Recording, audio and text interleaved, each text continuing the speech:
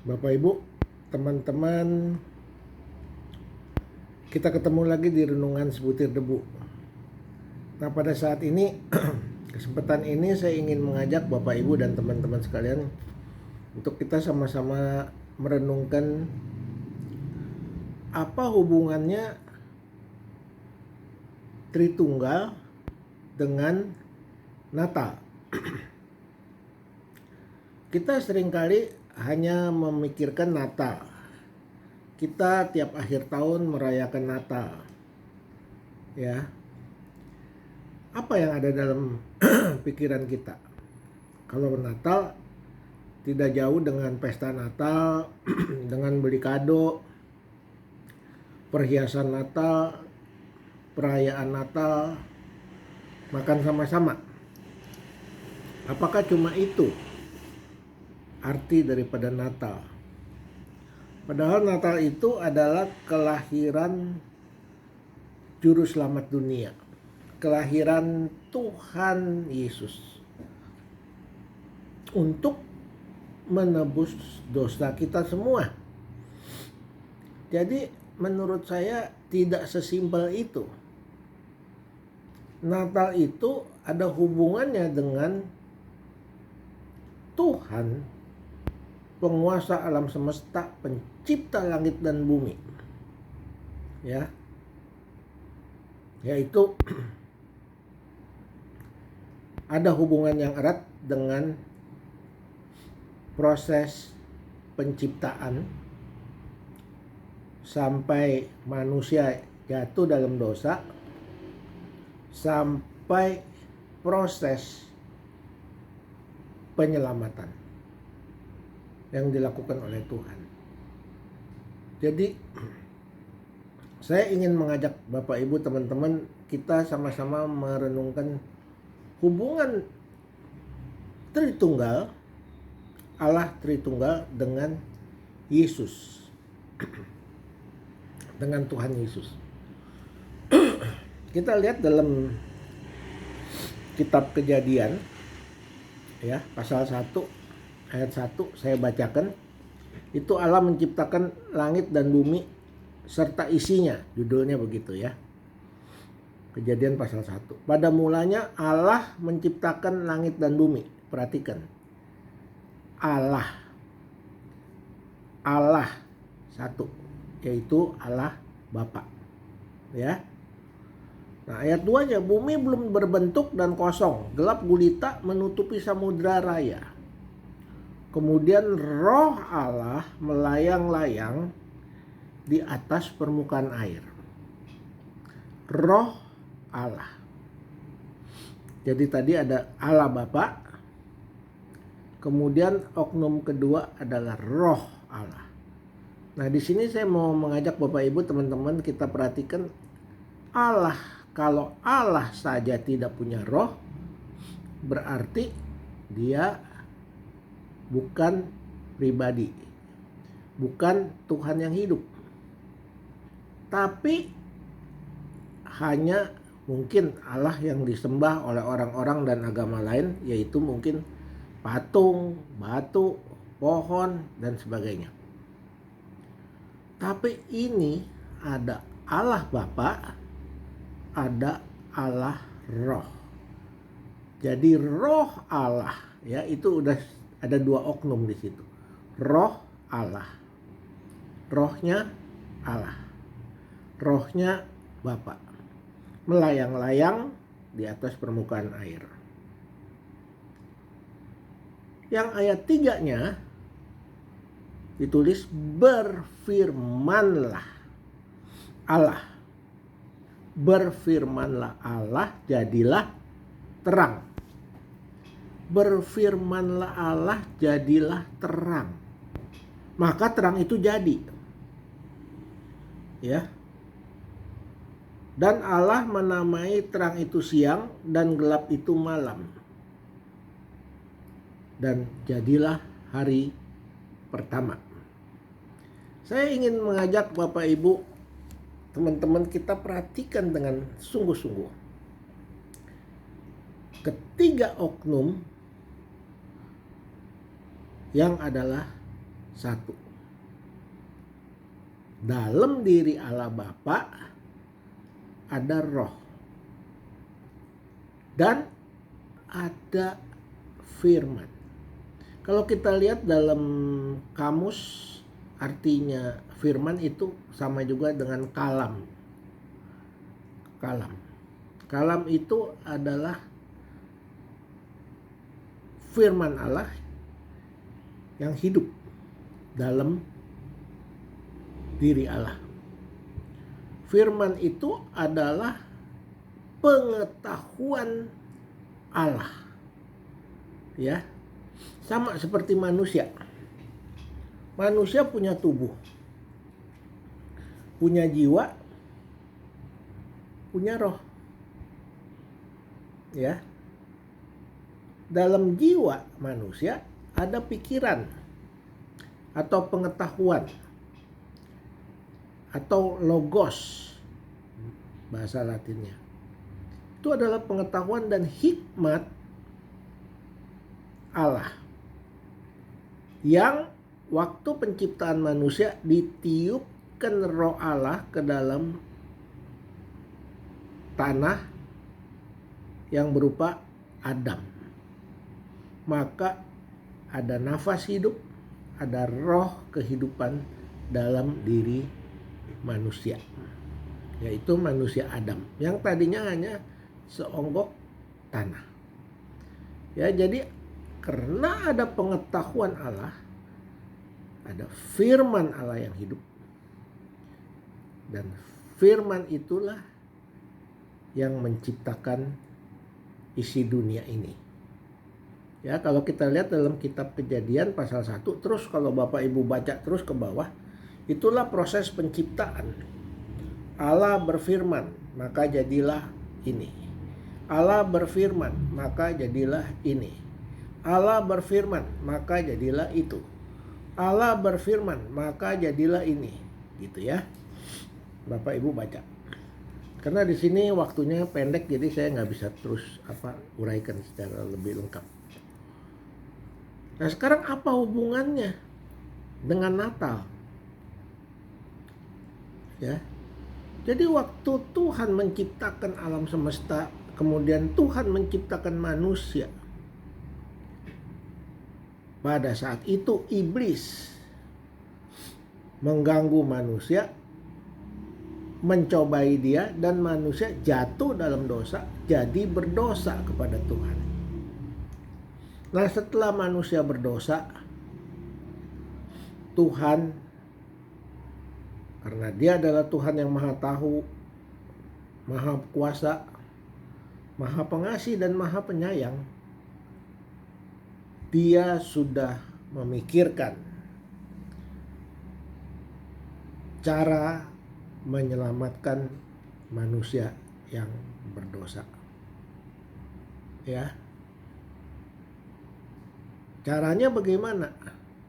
Caranya Tuhan yang adalah firman harus menjelma menjadi daging, menjadi manusia. Dengan cara itu baru dia bisa menebus dosa-dosa manusia. Karena manusia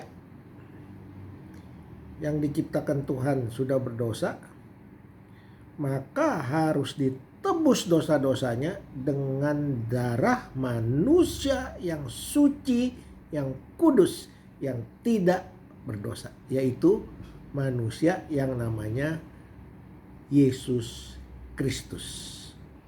Yesus Juru Selamat. Immanuel. Ya. Nah, saya ingin ajak Bapak Ibu masuk ke itu. Dalam Yohanes pasal 1 ayat 1. Dalam Yohanes pasal 1 ayat 1 ditulis, pada mulanya adalah firman. Tadi ya, firman. Firman itu bersama-sama dengan Allah.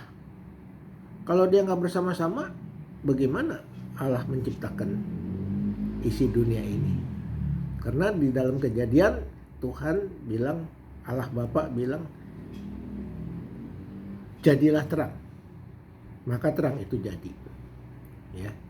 jadilah siang, jadilah malam gitu ya.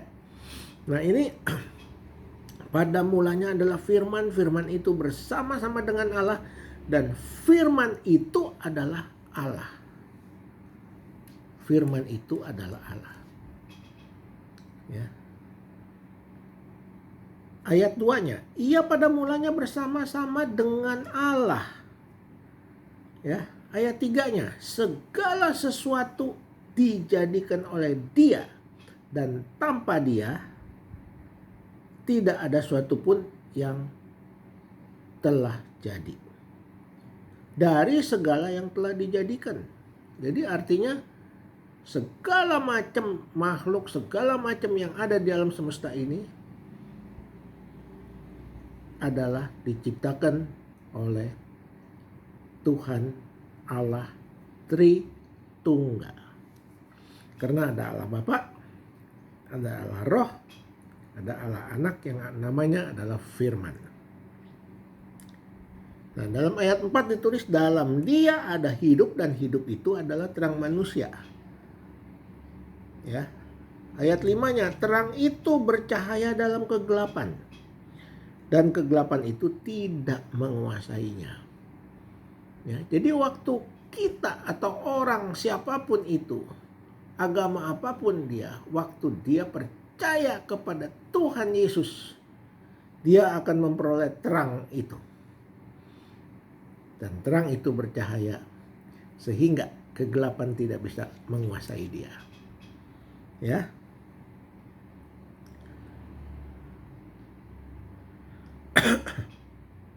Nah, dalam Yohanes pasal 1 ayat 14, ini saya mau tekankan bunyinya begini. Firman itu telah menjadi manusia dan diam di antara kita. Siapa firman itu? Firman itu adalah Tuhan Yesus sendiri. Yang dari Tuhan, dari firman, menjelma jadi daging, menjadi manusia. Ya. Dan kita telah melihat kemuliaannya, yaitu kemuliaan yang diberikan kepadanya sebagai anak tunggal Bapa, penuh kasih karunia dan kebenaran. Jadi Tuhan Yesus,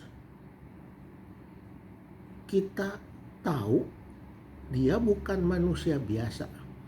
Tuhan Yesus adalah daging yang tercipta dari firman Allah. Ya.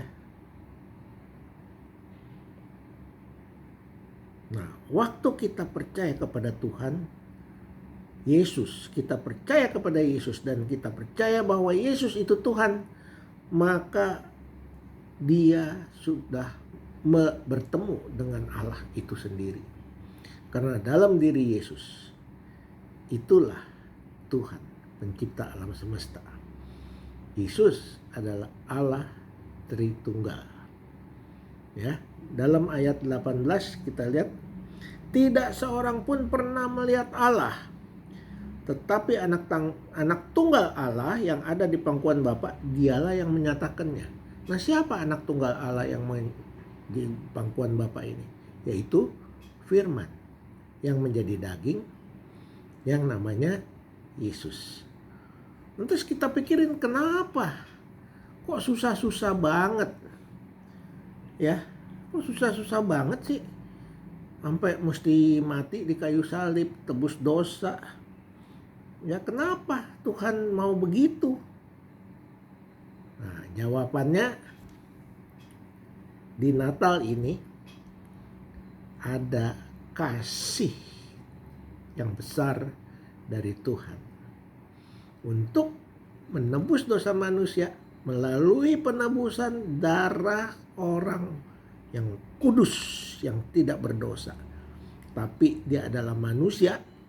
Bedanya, dia manusia yang tidak berdosa dan manusia yang kudus dan manusia yang sempurna.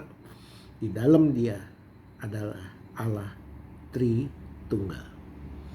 Ya. Jadi kalau kita percaya Yesus, kita percaya Allah, maka kita selamat. Berarti kita sudah ditebus dosanya di kayu salib. Nah, ayatnya yang mana?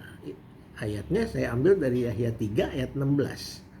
Ya, karena begitu besar kasih Allah akan dunia ini, sehingga ia mengaruniakan anaknya yang tunggal, supaya setiap orang yang percaya, setiap orang yang percaya kepadanya tidak binasa, melainkan beroleh hidup yang kekal. Supaya setiap orang yang percaya kepada siapa? Percaya kepada Tuhan Yesus Kristus, dia akan selamat. Dan dia tidak bisa mati, melainkan beroleh hidup yang kekal. Ya, dalam hal ini yang saya bilang nggak bisa mati bukannya tubuhnya ya bisa mati. Ya, karena daging sifatnya sementara.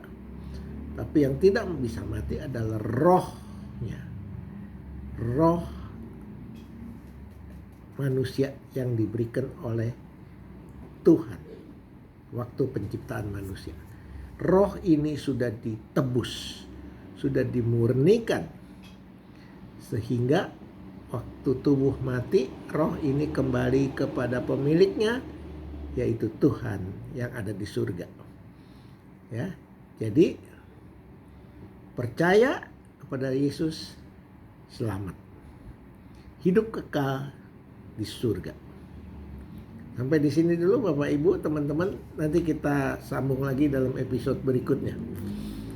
Semoga Bapak Ibu bisa mengerti hal ini, Tritunggal dengan Natal. Jadi perayaan Natal jangan dirayakan hanya asal-asalan, tapi benar-benar kita menikmati cinta kasih Tuhan yang besar dalam Yahya 3 ayat 16. Karena begitu besar kasih Allah, sehingga dikaruniakan anaknya yang tunggal untuk menebus dosa kita, supaya kita tidak binasa, tapi beroleh hidup yang kekal.